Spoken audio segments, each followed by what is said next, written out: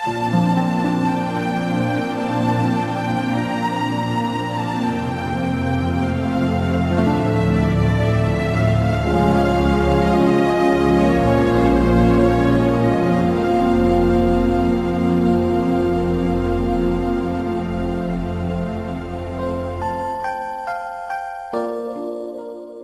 கர்த்தராகிய இயேசு கிறிஸ்துவின் நாமத்தினாலே நேயர்கள் யாவரையும் அன்போடு கூட வாழ்த்துகிறேன். கர்த்தர் இந்த கிறிஸ்மஸ் செய்தியை உங்களுக்கு ஆசீர்வாதமாக்கி தருவாராக. இந்த நாளிலும் அந்த கிறிஸ்மஸ் செய்தியை நாம் கேட்கிறதற்கு முன்பதாக ஜெபம் செய்வோம். எங்களை அதிகமாக நேசிக்கிற அன்பின் பரலோக பிதாவே, இந்த அருமையான வேலைக்காக நன்றியோடு கூட நம்மை ஸ்தோத்திரிக்கிறோம், துதிக்கிறோம். ஆண்டவரே, இந்த உலகத்திலே மனிதனாக பிறந்து ஆண்டவரே எங்களுக்காக கல்வாரியிலே நம்முடைய ரத்தத்தை சிந்தி ஆண்டவரே எங்களை மீட்டு கொண்டீரே. எங்களை மீட்டு கொண்டது போல எல்லாரையும் மீட்டு ஆண்டவரே நம்முடைய வருகைக்கென்று ஆயத்தப்படுத்தணும். நம்முடைய பரலோக ராஜ்யத்தை நித்திய ஜீவனை சுதந்திரித்து கொள்ளும்படியாக ஆண்டவரே எல்லாரையும் ஆயத்தப்படுத்த வேண்டும் என்று நாங்கள் ஜெபிக்கிறோம்ப்பா. ஸ்தோத்திரம் ஸ்தோத்திரம் ஆண்டவரே, இந்த செய்தி எல்லாருக்கும் பிரயோஜனமாக இருக்கவும், அநேகரை மண்டை கொண்டு வருகிறதாகவும், அநேகர் உமக்கென்று ஜீவிக்கிறவர்களாக காணப்படவும் ஏசப்பா நீ கிருபை செய்யும்படியாக ஜெபிக்கிறேன். ஆண்டவரே, உடைய நாமம் மகிமைப்படுவதாக. இயேசு கிறிஸ்துவின் வல்லமையுள்ள நாமத்தினாலே ஜெபிக்கிறேன் ஜீவனுள்ள நல்ல பிதாவே, ஆமென். ஆனந்தம் பேரானந்தம், ஆண்டவர் பிறந்தார். ஆனந்தம் பேரானந்தம், ஆண்டவர் பிறந்தார். தேவ புதல்வன் தேடி வந்தார், பாவ உலகின் இரட்சகராய். தேவ புதல்வன் தேடி வந்தார், பாவ உலகின் இரட்சகராய். ராஜாதிராஜன் தேவாதி தேவன், கர்த்தாதி கர்த்தன் இயேசு ஜெனித்தார். ராஜாதிராஜன் தேவாதி தேவன், கர்த்தாதி கர்த்தன் இயேசு ஜெனித்தார். பக்தர்கள் கூடி மகிழ்ந்து பாடி கர்த்தருக்கே தொழுகை செய்குவோம். ஆனந்தம் பேரானந்தம், ஆண்டவர் பிறந்தார். மன்னவன் இயேசு பிறந்ததாலே மரண இருள் திசையில் வெளிச்சம். புதிய ஜீவன் புனித வாழ்வு பரமஈவே கண்டடைந்தோம். ஆனந்தம் பேரானந்தம், ஆண்டவர் பிறந்தார். தேவ புதல்வன் தேடி வந்தார், பாவ உலகின் இரட்சகராய். ராஜாதிராஜன் தேவாதி தேவன், கர்த்தாதி கர்த்தன் இயேசு ஜெனித்தார். ராஜாதிராஜன் தேவாதி தேவன், கர்த்தாதி கர்த்தன் இயேசு ஜெனித்தார். பக்தர்கள் கூடி மகிழ்ந்து பாடி கர்த்தருக்கே தொழுகை செய்குவோம். சத்திய வேத சாட்சி பகர சத்தியபரன் இயேசு பிறந்தார். சத்தியவான்கள் சத்தம் கேளுங்கள், சத்திய கொடியை ஏற்றிடுங்கள். ஆனந்தம் பேரானந்தம், ஆண்டவர் பிறந்தார். தேவ புதல்வன் தேடி வந்தார், பாவ உலகின் இரட்சகராய். ராஜாதிராஜன் தேவாதி தேவன், கர்த்தாதி கர்த்தன் இயேசு ஜெனித்தார். ராஜாதிராஜன் தேவாதி தேவன், கர்த்தாதி கர்த்தன் இயேசு ஜெனித்தார். பக்தர்கள் கூடி மகிழ்ந்து பாடி கர்த்தருக்கே தொழுகை செய்குவோம். இயேசுவின் மூலம் தேவனிடமே இணைந்து சமாதானம் அடைந்தோம். மெய்ஜீவ மார்க்கம் மேலோகம் சேர்க்கும் மாதேவ சமூகம் பேரின்பமே. ஆனந்தம் பேரானந்தம், ஆண்டவர் பிறந்தார். ஆனந்தம் பேரானந்தம், ஆண்டவர் பிறந்தார், தேவ புதல்வன் தேடி வந்தார், பாவ உலகின் ரட்சகராய். ராஜாதிராஜன் தேவாதி தேவன் கர்த்தாதி கர்த்தன் இயேசு ஜெனித்தார். ராஜாதிராஜன் தேவாதி தேவன் கர்த்தாதி கர்த்தன் இயேசு ஜெனித்தார். பக்தர்கள் கூடி மகிழ்ந்து பாடி கர்த்தருக்கே தொழுகை செய்குவோம். ஆனந்தம் பேரானந்தம், ஆண்டவர் பிறந்தார். ஆனந்தம் பேரானந்தம், ஆண்டவர் பிறந்தார். தேவ புதல்வன் தேடி வந்தார், பாவ உலகின் ரட்சகராய். இந்த நேரத்திலும் நம்ம தியானிக்கும்படியாக எடுத்துக்கொண்ட வேத வசனம் யூதா, அப்போஸ்தலனாகிய யூதா எழுதின பொதுவான நிருபம். அதில் ஒரு அதிகாரம் தான் இருக்குது. அந்த ஒரு அதிகாரத்திலையும் 1ஆம் அதிகாரம் 21ஆம் வசனம், தேவனுடைய அன்பிலே உங்களை காத்து கொண்டு நித்திய ஜீவனுக்கு ஏதுவாக நம்முடைய கர்த்தராகிய இயேசு கிறிஸ்துவினுடைய இரக்கத்தை பெற காத்திருங்கள். நம்முடைய கர்த்தராகிய இயேசு கிறிஸ்துவின் இரக்கத்தை பெற காத்திருங்கள். இந்த வசனம்தான் இந்த கிறிஸ்மஸ் செய்தியாக உங்களுக்கு அளிக்கப்படுகிறது. கர்த்தராகிய இயேசு கிறிஸ்து இந்த உலகத்தில் மனிதனாக வந்தார். அதை தான் நாம் கிறிஸ்மஸாக கொண்டாடுகிறோம். அந்த கிறிஸ்மஸ் தினத்தில் ஆண்டவர் பிறந்தார் என்று நாம் கொண்டாடுவதற்காக நாம் ஒவ்வொரு நாளும் இந்த டிசம்பர் மாதம் முழுவதுமே பிரயாசப்படுகிறோம். அநேக இடங்களில் கிறிஸ்மஸ் செய்திகள் அளிக்கப்படுகிறது. அதற்காக கேரல் ரவுண்டெல்லாம் போகிறாங்க, கேரல் சர்வீஸ் நடத்துகிறாங்க. அதன் மூலம் ஆண்டவருடைய நாமம் மகிமைப்படுகிறது. ஆனால் கிறிஸ்து உங்களுடைய இருதயத்தில் பிறந்திருக்கிறாரா? நீங்கள் நித்திய ஜீவனை பெறுவதற்காக, நித்திய ஜீவன் அதுதான் நம்மளுக்கு ஆண்டவர் கொடுக்கிற ஒரு கிஃப்ட், அதுதான் நமக்கு கொடுக்கிற ஒரு பரிசு, கிறிஸ்மஸ் பரிசு, நித்திய ஜீவன். ஏன்னா நித்திய ஜீவனை இழந்து போனாங்க ஆதாமும் ஏவாளும். அந்த ஏதேன் தோட்டத்தில் அவங்க தங்களுடைய மகிமையை இழந்து போனாங்க. ஆண்டவரோடு உள்ள தொடர்பு அவங்க துண்டிக்கப்பட்டது. எதனால் அப்படின்னா அவங்க ஆண்டவருக்கு கீழ்ப்படியாத நிமித்தமாக. இந்த கீழ்ப்படியாமையினால் ஆண்டவர் அவங்களுக்கு கொடுக்கப்படுகிற அந்த நித்திய ஜீவன் அது அவங்களுக்கு கிடைக்காம போய்விட்டது. அவங்க மூலமாக தான் இந்த உலகத்தில் எல்லாரும் பாவத்திலே பிறந்தார்கள் என்று வேதம் சொல்லுகிறது.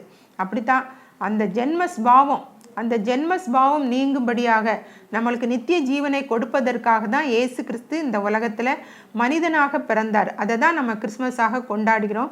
அந்த இயேசு கிறிஸ்துவை நம்மளுடைய சொந்த இரட்சகராக ஏற்றுக்கொள்ளணும். பிதா நம்மிடத்தில் அன்பு கூர்ந்தார். நாம் அன்பு கூர்ந்ததுனால இல்லை, அவர் நமது மேல அன்பு கூர்ந்ததுனால அந்த மனிதனாக இந்த உலகத்துக்கு வந்தார். இயேசு என்ற பெயரில் வந்தார். அந்த பெயரில் வந்தவர் அவர் சும்மா ஊழியம் மட்டும் செய்யலை, நோய்களை குணமாக்கினார், பிசாசுகளை துரத்தினார். இதை மட்டும் அவர் செய்யலை, நமக்கு நித்திய ஜீவனை தருவதற்காக சிலுவையிலே தம்முடைய சொந்த இரத்தத்தை சிந்தினார். ரத்தம் சிந்துதல் இல்லாமல் பாவ மன்னிப்பு இல்லை அப்படின்னு சொல்லி தான் எல்லா வேதங்களும் எல்லா மதங்களும் சொல்லுகிறது. அந்த இரத்தத்தை சிந்தினது இயேசு கிறிஸ்து ஒருவர் மாத்திரமே. அந்த இரத்தத்தினால அவர் மாசற்றவர், அவர் பரிசுத்தமான ஒரு தெய்வம். அவர் இந்த உலகத்தில் மனிதனாக பிறந்து தன்னுடைய பரிசுத்த இரத்தத்தை, விலையேறப்பட்ட இரத்தத்தை சிலுவையில் சிந்தினதுனால நமக்கு மீட்பு கிடைக்கிறது, அந்த நித்திய ஜீவன் கிடைக்கிறது.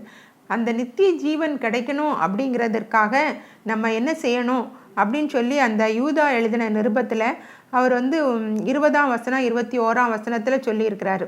நீங்களோ பிரியமானவர்களே, உங்கள் மகா பரிசுத்தமான விசுவாசத்தின் மேல் உங்களை உறுதிப்படுத்தி கொண்டு பரிசுத்த ஆவிக்குள் ஜெபம் பண்ணி தேவனுடைய அன்பிலே உங்களை காத்து கொண்டு நித்திய ஜீவனுக்கு ஏதுவாக நம்முடைய கர்த்தராகிய இயேசு கிறிஸ்துவினுடைய இரக்கத்தை பெற காத்திருங்கள். யோவான் 3ஆம் அதிகாரம் 16ஆம் வசனத்தை இதை தான் சொல்லுகிறது. தேவன் தம்முடைய ஒரே பேரான குமாரனை விசுவாசிக்கிறவன் எவனோ அவன் கெட்டு போகாமல் நித்திய ஜீவனை அடையும்படிக்கு அவரை தந்தருளி இவ்வளவாய் உலகத்தில் அன்பு கூர்ந்தார்.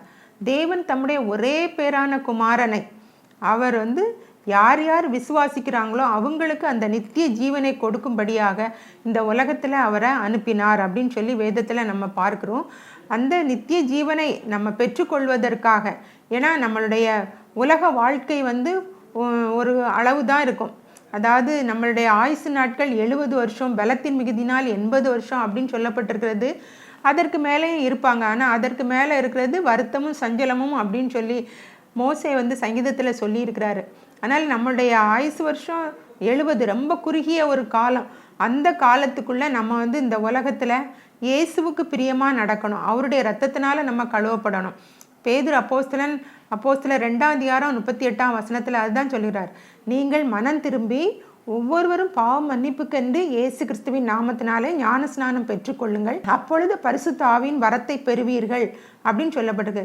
இப்போ இந்த யூதாவிலையும் 1ஆம் அதிகாரம் 20ஆம் வசனத்திலையும் மகா பரிசுத்தமான விசுவாசம், நம்மளுடைய விசுவாசத்தை என்ன சொல்கிறாருன்னா மகா பரிசுத்தமான விசுவாசம். ஏன்னா அந்த பரிசுத்தமான இயேசு கிறிஸ்துவின் இடத்துல நம்ம விசுவாசம் வைத்திருக்கிறோம். எனக்காக சிலுவையில் ரத்தம் சிந்தினார், அந்த ரத்தத்தினால எனக்கு பாவம், சாபம், வியாதி, பிசாசின் அடிமைத்தனத்திலேருந்து விடுதலை கிடைக்கிறதுங்கிற அந்த மகா பரிசுத்தமான விசுவாசத்தில் நம்மளை உறுதிப்படுத்தி கொண்டு பரிசுத்த ஆவிக்குள் ஜெபம் பண்ணி, அப்படின்னா தான் அந்த தேவ அன்பில் நம்ம காத்துக்கொள்ள முடியும். அதனால் அந்த தேவனுடைய அன்பில் நம்ம காத்துக்கொள்ளணும் அப்படின்னா நம்ம என்ன செய்யணும், அந்த விசுவாசத்தை உறுதிப்படுத்தி கொண்டு பரிசுத்த ஆவிக்குள்ளே ஜெபம் பண்ணணும். அதை தான் பேதுரு அப்போஸ்தலன் சொன்னார். பரிசுத்த ஆவின் வரத்தை எப்போ பெறுவீங்க? பேதுரு அப்போஸ்தலன் அந்த பரிசுத்த ஆவின் அபிஷேகத்தை பெறுவதற்கு முன்பதாக அவன் ரொம்ப கோழையாக இருந்தான். ஒரு சின்ன வேலைக்காரிக்கிட்ட கூட அவன் இயேசுவை எனக்கு தெரியவே தெரியாதுன்னு சொல்லி மறுதளித்தான். ஆனால் பரிசுத்த ஆவின் அபிஷேகத்தை பெற்ற பிறகு அவ்வளோ தைரியமாக எல்லாருக்கும் முன்னால் எழும்பி நின்று இயேசு கிறிஸ்துவை மகிமைப்படுத்தி இந்த பரிசுத்த ஆவியை அவர் போய் அனுப்பியிருக்கிறாரு, அதை நாங்கள் பெற்றிருக்கிறோம், நீங்களும் பெறணும் அப்படின்னா மனம் திரும்பணும். முதல்ல நம்ம எல்லாரும் பாவம் செய்து ஏகமாய் கெட்டு போனார்கள் அப்படின்னு தான் சொல்லப்பட்டிருக்குது. அதனால் அந்த பாவ வாழ்க்கையிலிருந்து மனம் திரும்பணும், பாவ மன்னிப்புக்கென்று ஞானஸ்நானம் பெறணும். அப்போது பரிசுத்த ஆவினால் நம்ம நிரப்பப்படுவோம். பாவத்தோடு நம்ம பரிசுத்த ஆவின் அபிஷேகத்தை பெறவே முடியாது. ரோமர் 5ஆம் அதிகாரம் 5ஆம் வசனம் சொல்லுகிறது, நமக்கு அருளப்பட்ட பரிசுத்த ஆவியினாலே தேவ அன்பு நம்முடைய இருதயங்களில் ஊற்றப்பட்டிருக்கிறபடியால் அந்த நம்பிக்கை நம்மை வெட்கப்படுத்தாது. அப்போ தேவ அன்பு எப்போ நம்மளுடைய இருதயத்தில் ஊற்றப்படுகிறது அப்படின்னா பரிசுத்த ஆவி நமக்குள்ள பெற்றுக்கொள்ளும் பொழுது தான் நம்ம தேவ அன்பு நம்மளுடைய இருதயத்துக்குள்ளே ஊற்றப்படுகிறது.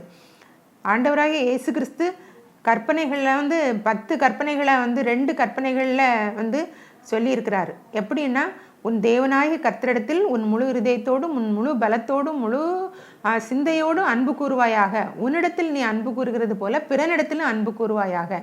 இப்போ அன்பு கூறணும் அப்படின்னா நம்மளுடைய சுய பலத்தினால நம்மால் அன்பு கூறவே முடியாது.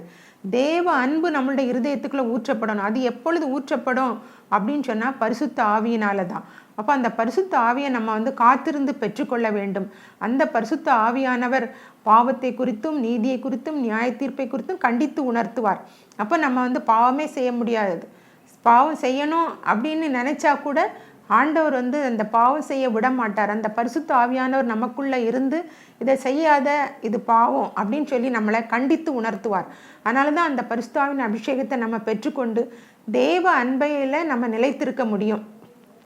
அதைத்தான் இந்த யூதாவில் கிறிஸ்மஸ் செய்தியாக நமக்கு சொல்லப்பட்டிருக்கிறது. தேவ அன்பு, தேவனுடைய அன்பிலே உங்களை காத்துக்கொண்டு நித்திய ஜீவனுக்கு ஏதுவாக நம்முடைய கர்த்தராகிய இயேசு கிறிஸ்துவினுடைய இரக்கத்தை பெற காத்திருங்கள். அவருடைய இரக்கங்களுக்கு முடிவில்லை அப்படின்னு சொல்லி புலம்பல் 3ஆம் அதிகாரம் 22ஆம் வசனம் சொல்லுகிறது. நாம் நிற்பது நிர்மூலமாகாதிருப்பது அவருடைய கிருபை, அவருடைய இரக்கங்களுக்கு முடிவில்லை அப்படின்னு சொல்லி அந்த வசனத்தில் இருக்குது. அப்போ அவருடைய இரக்கத்தை பெறணும்.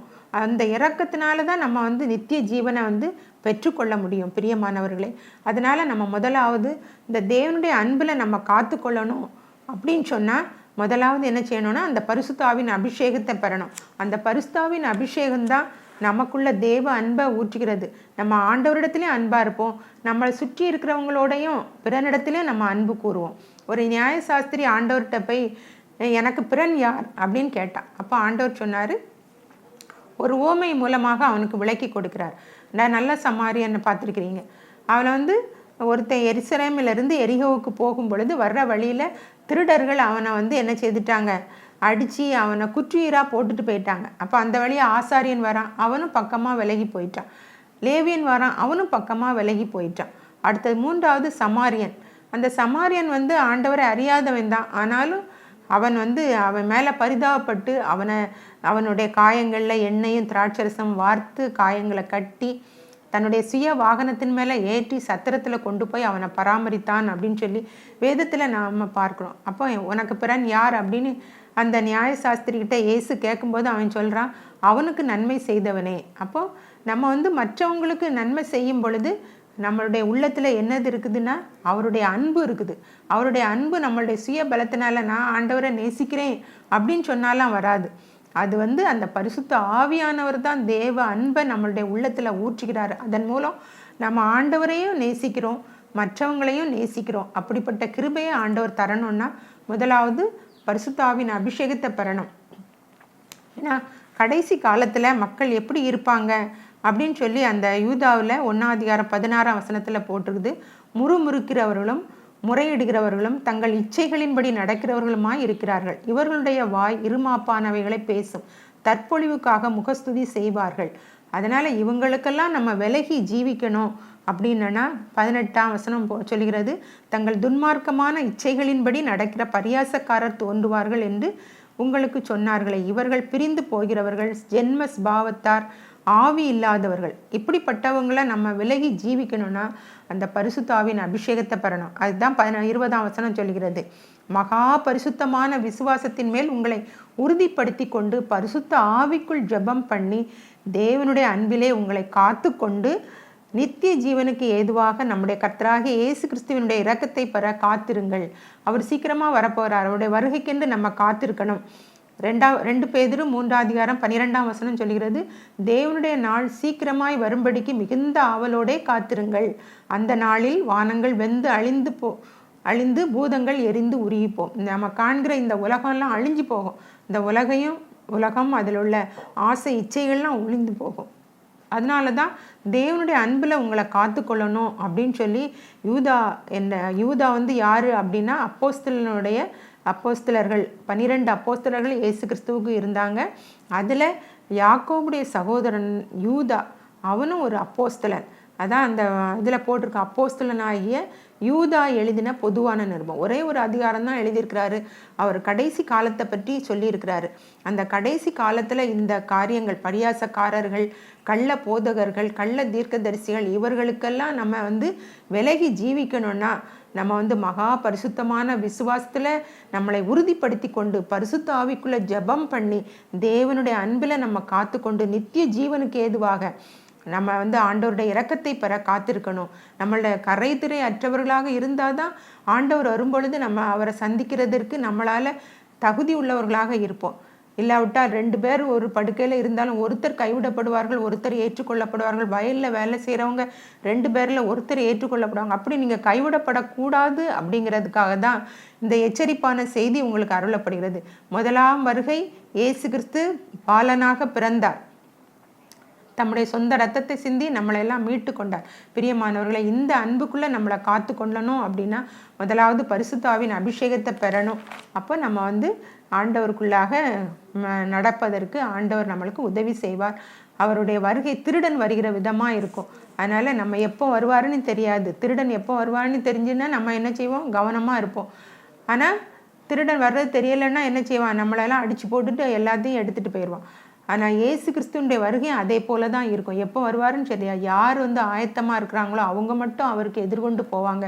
அதனால் நீங்கள்லாம் கைவிடப்படக்கூடாது என்று சொல்லி இந்த நாட்களில் உங்களுக்கு எச்சரிப்பின் செய்தியாக இது அளிக்கப்படுகிறது. பிரியமானவர்களே, கிறிஸ்துமஸ் நாட்களை கொண்டாடுகிறீங்க. கிறிஸ்து உங்கள் உள்ளத்தில் பிறந்திருக்கிறாரா? கிறிஸ்துவை நீங்கள் சொந்த ரட்சகராக ஏற்றுக்கொண்டு கிறிஸ்துவை போல பரிசுத்தமாய் வாழ்கிறீர்களா என்று உங்களை சிந்தித்து கொள்ளுங்கள். 2வதாக நம்ம என்ன செய்யணும் அப்படின்னு சொன்னோன்னா வேதத்தை வாசிக்கணும். அடிக்கடி நம்ம வேதத்தை வாசித்து தியானித்து அதன்படி நம்ம வந்து நடந்தோம் அப்படின்னா வேதத்தில் நிறைய காரியங்கள் இருக்குது. எப்படி நடக்கணும் அப்படின்னு சொல்லி ஆண்டவர் வந்து எல்லாவற்றையும் இந்த வேதத்தில் எழுதி வச்சிருக்கிறாரு. அந்த எழுதி வைத்தது வந்து சாதாரணமான மனிதர்கள் எழுதலை, பரிசுத்த மனுஷர்கள் பரிசுத்த ஆவியினால் ஏவப்பட்டு பேசினார்கள் அப்படின்னு சொல்லி தான் இந்த வேத வசனம் சொல்லுகிறது. அதனால் நம்ம அந்த பரிசுத்த வசனங்களை அனுதினமும் நம்ம வந்து என்ன செய்தமோ செய்யலையோ முதல்ல வேதத்தை நம்ம வாசிக்கணும், ஜெபிக்கணும், ஆண்டவருடைய சமூகத்தில் காத்திருந்து ஆண்டவருடைய ஆசீர்வாதத்தை பெற்றுக்கொள்ளணும். நீங்கள் வந்து வேதம் வாசித்து எவ்வளோ நாள் ஆச்சுது அப்படிங்கிறத நீங்கள் நினைத்து கொண்டு தினமும் வேதம் வாசித்து இனிமேல் அப்படி இல்லாமல் வரப்போகிற புதிய ஆண்டு உங்களுக்கு ஆசீர்வாதமாக இருக்கணும் அப்படின்னு சொன்னால் இன்றைக்கே நீங்கள் வந்து தீர்மானம் பண்ணணும். இன்றைக்கே நீங்கள் தீர்மானம் பண்ணி அந்த வேதத்தை அனுதினமும் வாசிப்பேன், தியானிப்பேன், ஜெபிப்பேன் அப்படின்னு சொல்லி ஆண்டவருக்குள்ளே உங்களை திறப்படுத்தி கொள்ளுங்க. அதுதான் மகா பரிசுத்தமான விசுவாசத்தில் உங்களை உறுதிப்படுத்தணும். வசனம் வாசிக்க வாசிக்க தான் நமக்கு விசுவாசம் வரும். விசுவாசம் எப்படி வரும்? விசுவாசம் கேள்வியினால் வரும். கேள்விப்படுறதுனால விசுவாசம் வரும். கேள்வி எதனால வரும்? தேவனுடைய வசனத்தினால. தேவனுடைய வசனத்தை நீங்கள் வாசிக்கும் பொழுது தான் உங்களுக்கு பலவிதமான கேள்விகளும் இப்படியெல்லாம் இருக்கிறதா. பெரோயா பட்டணத்தார் அப்படி தான் அனுதினமும் அவங்க வந்து வசனத்தை வாசித்தாங்க. இவ்வளோ இப்படிலாம் இருக்குதா அப்படின்னு சொல்லி அவங்க ஆச்சரியப்பட்டு தெசலோனிக்கேயில் உள்ளவர்களை பார்க்கிலும் நற்குணசாலிகளாக இருந்தார்கள் அப்படின்னு சொல்லி அந்த பெரோயா பட்டணத்தாரை பற்றி சொல்லப்பட்டிருக்கிறது. பிரியமானவர்களே, நம்ம வந்து தினமும் வேதம் வாசிக்கணும். முதலாவது பரிசுத்தாவின் அபிஷேகத்தை நம்ம பெறணும். மனம் திரும்பி ஞானஸ்நானம் எடுத்து பரிசுத்தாவின் அபிஷேகத்தை பெறணும். ரெண்டாவதாக அனுதினமும் நம்ம வேத வசனத்தை வாசிக்கணும். நீங்கள் பரிசுத்தாவின் அபிஷேகத்தை பெறுறதுக்கு முன்னால் வேதம் வாசிப்பதற்கும் அந்த அபிஷேகத்தை பெற்ற பிறகு வாசிப்பதற்கும் வித்தியாசமாக இருக்கும். நான் அப்படி தான் 18வது வயதில் அபிஷேகத்தை பெற்றேன். அதுக்கு முன்னால் வாசிக்கிறதுலாம் கடமைக்காக வாசிக்கிறது போல் இருக்கும். ஆனால் அதுக்கு பிறகு வாசிக்கிறது எனக்கு வந்து ஒரு புதிய அர்த்தத்தை, ஒவ்வொரு நாளும் அது எனக்கு புதுதாக தான் இருக்கும். வாசித்த பகுதியே வாசித்தாலும் அது வந்து வித்தியாசமான ஆண்டவர் வந்து உணர்த்துவார். அப்படி நம்ம வந்து அனுதினமும் வேதத்தை வாசித்து தியானித்து ஜெபிக்க வேண்டும் என்று தேவன் விரும்புகிறார். அதில் உங்களை ஈடுபடுத்தி கொள்ளுங்க. முதலாவது தேவனுடைய ராஜ்யம், அவருடைய நீதியும் தேடுங்கள், அப்பொழுது இவைகள் எல்லாம் உங்களுக்கு கூட கொடுக்கப்படும். மூன்றாவதாக நம்ம என்ன செய்யணும்னா கர்த்தருடைய வருகைக்கென்று ஆயத்தப்படணும். எப்படி ஆயத்தப்படுறது? இந்த காரியங்கள் மனம் திரும்பி ஞானஸ்நானம் எடுத்து பரிசுத்தாவின் அபிஷேகத்தை பெறணும், வேதத்தை அனுதினமும் வாசித்து ஜெபிக்கணும். மூன்றாவதாக நம்ம வந்து ஆயத்தமாக இருக்கணும். ஆயத்தமாக இருக்கணும்னா என்னது? பரிசுத்தமாக இருக்கணும். நம்மளுடைய ஒவ்வொரு நாள் ஜீவியமும் நம்ம வந்து எந்த பாவத்திலையும் விழாதபடிக்கு பரிசுத்தாவியானவர், எவர்கள் தேவனுடைய ஆவினால் நடத்தப்படுகிறார்களோ அவர்கள் தேவனுடைய புத்திரர் எண்ணப்படுவார்கள். அப்போ நம்ம வந்து தினமும் ஆண்டவருடைய ஆவியானவர் நம்மளை நடத்துகிறபடி நடத்தணும். பாவம்னு தெரிஞ்சும் துணிகரமாக செய்யக்கூடாது. ஏன்னா நம்ம அபிஷேகம் பெற்றிருக்கோம் அப்படின்னா நம்ம பாவத்தை துணிஞ்சு செய்ய மாட்டோம். ஆண்டவர் வந்து நம்மளை தடுத்து நிறுத்துவார். அதனால் அதற்காக நம்ம என்ன செய்யணும்? என்னாலும் நம்ம ஆண்டவரே என்னை பரிசுத்தத்தினால நிரப்பும், என்னோட இருதயம் பரிசுத்தமாக இருக்கணும், என்னுடைய செய்கைகள் பரிசுத்தமாக இருக்கணும், என்னை காண்கிறவர்கள் என்னில் உண்மை காணணும் அப்படின்னு சொல்லி நம்ம அனுதினமும் ஆண்டவருடைய வருகைக்கென்று ஆயத்தப்படணும். ஏன்னா அந்த நித்திய ஜீவனை நம்ம சுதந்திரித்து கொள்ளணும்.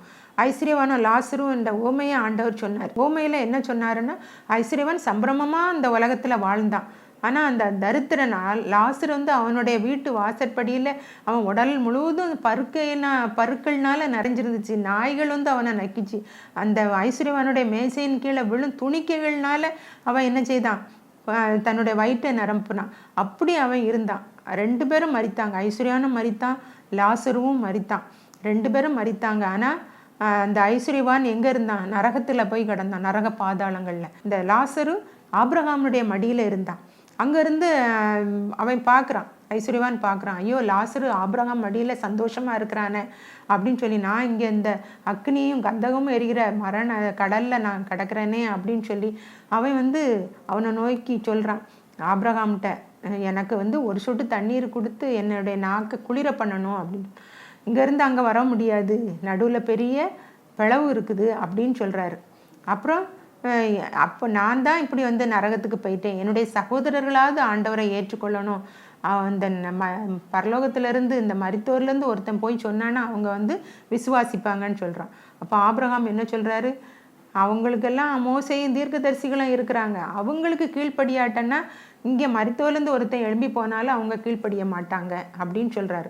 அப்படிப்பட்ட ஒரு நிலைமை நமக்கு வரக்கூடாது அப்படிங்கிறதுக்காக தான் இந்த நாட்களில் தேவனுடைய அன்பில் நம்மளை காத்து கொண்டு நித்திய ஜீவனுக்காக அவருடைய இரக்கத்தை பெற நம்ம காத்திருக்கணும். பிரியமானவர்களே, அந்த நித்திய ஜீவன், அந்த பரலோக ராஜ்யம் யுகாயுகமாக ஆண்டவரோட கூட நம்ம வந்து சந்தோஷமாக இருக்கலாம். அந்த சந்தோஷத்தை பெறுவதற்காக நம்ம வந்து இந்த உலகத்தில் இருக்கிற நாட்களில் உலகத்தின் இச்சைகளுக்கும் இன்பங்களுக்கும் நம்ம விலகி ஆண்டவருக்குள்ள பரிசுத்தமாக நடக்கணும்.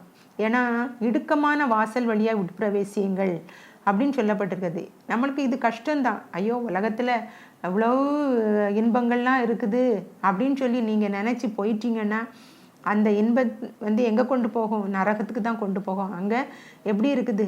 அக்னியும் கந்தகம் எரிகிற கடல், அந்த கடலில் தான் தள்ளப்படுவாங்க. ஆனால் நீங்கள் அதற்கு தப்பி ஜீவிக்கணும் அப்படிங்கிறது தான் ஆண்டவர் விரும்புகிறார். அப்படி நம்மளை ஆயத்தப்படுத்தி கொள்ளும் பொழுது நாம் மட்டும் ஆயத்தப்படுத்தினா போதாது, மற்றவங்களையும் ஆயத்தப்படுத்தணும். ஏன்னா எல்லாரும் அழிவின் பாதைகளில் போய் கொண்டிருக்கிறாங்க. நான் அந்த அழிவின் பாதையிலிருந்து தப்பி ஆண்டவர் என்னை மீட்டு கொண்டார். என்னை மீட்டு கொண்ட தேவனை நான் எல்லாருக்கும் சொல்லி, இயேசுதான் தெய்வம், இயேசுதான் அந்த பரலோகத்துக்கு போகிற வழி வாசல் எல்லாம் இயேசுதான், நானே வழியும் சத்தியமும் ஜீவனுமாக இருக்கிறேன்னு சொன்னார் இல்லையா? அந்த இயேசு கிறிஸ்துவை நம்ம சொந்த ரட்சகராக ஏற்றுக்கொள்ளணும் அப்படின்னு சொன்னோன்னா, நம்ம ஏற்றுக்கொண்டா மட்டும் போதாது, மற்றவங்களையும் ஏற்றுக்கொள்ள வைக்கணும். அவங்களுக்கும் சுவிசேஷம் சொல்லணும். என்னையால் அங்கெல்லாம் போக முடியாதுன்னு சொன்னாலும் நீங்கள் முழங்கால் படியிட்டு ஆண்டவருடைய சமூகத்தில் ஜெபிங்க. ஆண்டவரே இந்த பிள்ளைய நீர் ரட்சிக்கணும், எங்கே ரட்சிக்கப்படணும், அவங்க பரலோகத்துக்கு வரணும், ஆண்டவரே நரகத்துக்கு போயிடக்கூடாதுப்பா அப்படின்னு சொல்லி அனுதினமும் நம்ம ஜெபிக்கணும். அப்படி ஜெபித்து அவங்களும் ஆயத்தப்பட நம்ம ஜெபத்தினால அல்லனா நம்மளுடைய கைப்பிரதினால மற்றவங்களுக்கு ஆண்டவரை பற்றி சொல்கிறதுனால ஏதாவது ஒரு வழியில் நம்ம மற்றவங்களையும் ஆயத்தப்படுத்தணும். நம்ம குடும்பம் முழுவதும் ரட்சிக்கப்படணும். அதற்காக நம்ம தினமும் ஜெபம் பண்ணணும். பிரியமானவர்களே, அதாவது பரிசுத்த அபிஷேகத்தை பெறணும்னா அந்நிய பாஷை அடையாளத்தோடு தான் பேசணும். நம்ம பெற்றுக்கொள்ள முடியும். அதை நம்மளுடைய சுய பலத்தினால பெற்றுக்கொள்ள முடியும். ஆண்டவர் நம்மளை நிரப்புவார். அந்த அந்நிய பாஷை எதற்காக அப்படின்னா, தேவனிடத்தில் பேசுகிறோம். நம்ம நமக்கு பக்தி விருத்தி உண்டாகிறது, நமக்கு ஒரு இளைப்பாறுதல் கிடைக்குது. ஏசாயா 28:11 அப்படி தான் சொல்லுது. அந்நிய பாஷையினாலும் பரியாச உதடுகள்னாலும் இந்த ஜனத்தோட பேசுவார், இதுவே நீங்கள் இளைத்தவனை இளைப்பாற பண்ணத்தக்க இளைப்பாறுதல். இது இளைப்பாறுதல் சொன்னாலும் அவங்க கேட்க மாட்டோம் என்கிறாங்க. அப்படி தான் இப்போ நிறைய பேர் கேட்க மாட்டோம்னு சொல்லி அந்த பரிசுத்த அபிஷேகத்தை பெறணுங்கிற எண்ணமே இல்லாமல் இருக்கிறாங்க. ஆனால் அது மீட்கப்படும் நாளுக்கென்று முத்திரையாக பெற்ற பரிசுத்த ஆவி அப்படின்னு சொல்லி தான் எபேசியர் 4:30 சொல்லுகிறது. மீட்கப்படும் நாளுக்கென்று முத்திரையாக பெற்ற பரிசுத்த ஆவியின் அபிஷேகம். அந்த பரிசுத்த ஆவி முத்திரை, நம்ம பரலோகத்துக்கு போகிறதுக்கு ஒரு முத்திரை. ஒரு ரூபா நோட்டு முத்திரை இல்லாட்டன்னா அது செல்லாது. அதே போல தான். அதனால் பிரியமானவர்களை, இந்த நாளில் இந்த வசனத்தை நீங்கள் கேட்குறீங்க. இந்த கிறிஸ்மஸ் உங்களுக்கு சந்தோஷமாக இருக்கட்டும். எல்லாருக்கும் என் அன்பின் கிறிஸ்மஸ் நல்வாழ்த்துக்களை தெரிவித்துக் கொள்கிறேன். நீங்கள் அபிஷேகத்தை பெற்று ஆண்டவருடைய வேதத்தை வாசித்து அவருடைய பாதத்தில் காத்திருந்து ஜெபிங்க. மூன்றாவதாக ஆயத்தப்படுங்க, அநேகரை ஆயத்தப்படுத்துங்க. இதுதான் ஆண்டவருடைய செய்தி. நம்ம ஜெபம் பண்ணுவோம். எங்களை அதிகமாக நேசிக்கிற அன்பின் பரலோக பிதாவே, இந்த செய்தியை கேட்ட ஒவ்வொரு பிள்ளைகளையும் உம்முடைய வல்ல கரத்துக்குள்ளே எடுத்து பயன்படுத்தும்படியாக ஜெபிக்கிறேன். ஆண்டவரே ஏசப்பா, கேட்ட சத்தியங்களின்படி நடக்கவும், ஆண்டவரே உம்முடைய வருகைக்கென்று ஆயத்தப்படவும், உம்முடைய நித்திய ஜீவனை சுதந்திரித்து கொள்ளவும் ஆண்டவரே நீங்கள் கிருபை கொடுங்கப்பா. நீங்கள் இரக்கமாக எங்கள் மீது அன்பு கூர்ந்து இந்த உலகத்தில் வந்தீங்க. இந்த அன்பினால் ஆண்டவரே நாங்கள் எங்களை காத்துக்கொள்ள, நித்திய ஜீவனை சுதந்திரித்து கொள்ள எங்களுக்கு கிருபை தாரும். ஏசப்பா, யாரும் கைவிடப்படக்கூடாது. ஆண்டவரே உடைய நாம மகிமைப்படும்படியாக அநேகரை உடைய மந்தையிலே சேர்க்கிறவர்களாக அவர்களை ஆயத்தப்படுத்துங்கப்பா. உடைய நாம மகிமைப்படட்டும். என்னென்ன தேவைகளோடு காத்திருக்கிறாங்களோ அந்த தேவைகளையெல்லாம் நீர் ஆண்டவரை முதலாவது நாங்கள் உண்மை தேடும் பொழுது எல்லாவற்றையும் தானாக எங்களுக்கு தருவீங்கப்பா. எங்களை ஆசீர்வதிப்பீங்க. அந்த என் சிந்தையோடு ஆண்டவரை உண்மை முழு மனதோடு ஏற்றுக்கொள்ள, உம்மிடத்தில் முழு மனதோடு அன்பு கூற நீங்கள் உதவி செய்யுங்க. இயேசு கிறிஸ்துவின் வல்லமுள்ள நாமத்தினாலே ஜெபிக்கிறேன், ஜீவனுள்ள நல்ல பிதாவே, ஆமென்.